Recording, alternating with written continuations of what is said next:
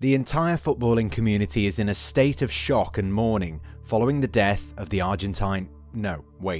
world football legend Diego Armando Maradona. The iconic forward has left us with people from all walks of life continuing pouring tributes. Deservedly considered one of the greatest players to have ever graced the beautiful game, Maradona passed away on Wednesday after suffering a heart attack in Tigre. In a career that was symbolised by many peaks and troughs, there was never a dull moment. Maradona was a true great of the game in more ways than one. He enjoyed a great career back home with Boca Juniors and then moved to Barcelona. The move to Camp Nou was considered a very logical one. The best player of that time moving to a team playing the type of football that would suit the left-footed forward was a no-brainer. He won a couple of titles with La Blaugrana, but for one reason or another never felt at home there.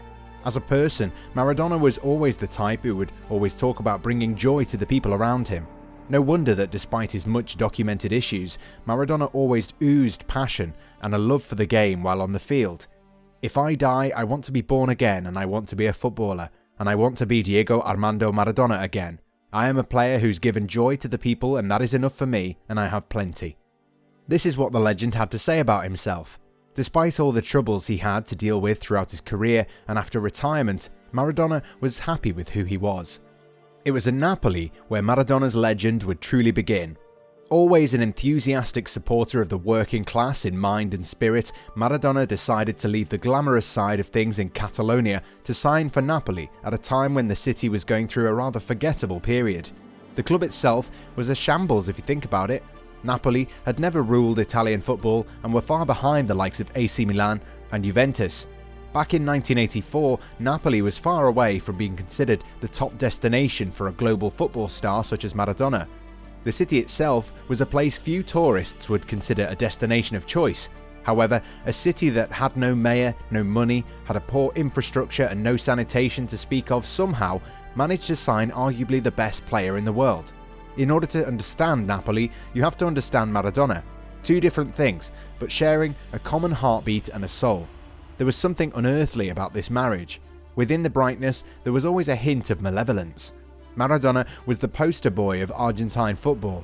He was destined to enjoy a more glamorous life, living in the best cities of Europe and enjoying the high life. Milan fans would arrive at the Stadio San Paolo and had some truly vile things to say, mostly linked to the city's sanitation problems and the fact that the city stands on a fault line under the shadow of a volcano that's already brought it to its knees in a few times in the past. A true representative of the South, Napoli needed someone like Maradona to stand up to the elitist North. The Argentine legend was the true personification of the rebellious pride and hunger of the city of Napoli.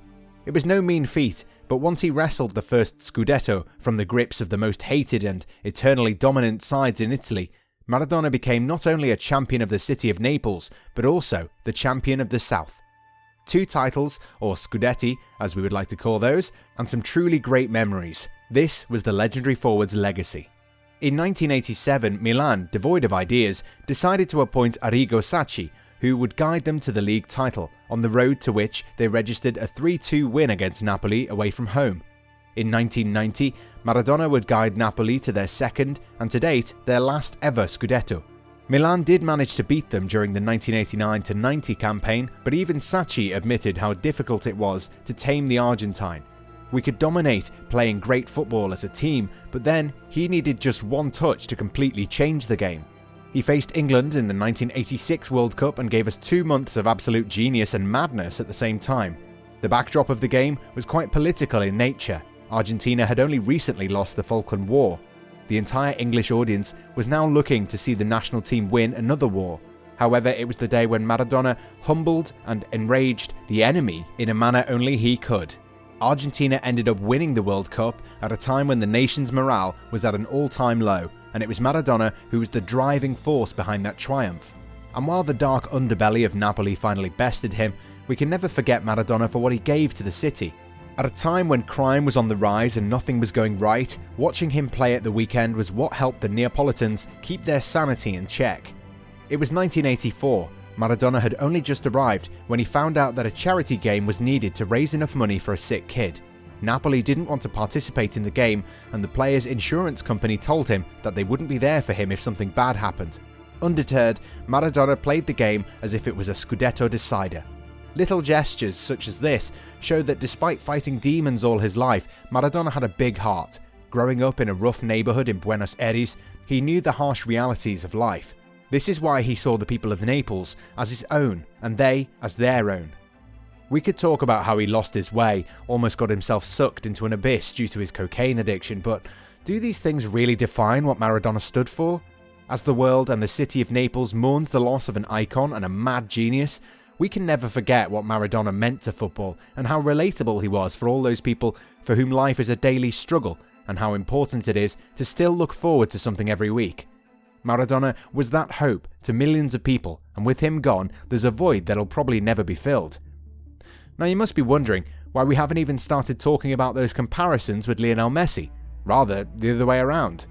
To be fair, regardless of what Messi has achieved for Barcelona, the current Argentine star can play for an eternity but might never be able to leave such a lasting impression to the game in the way that Maradona did.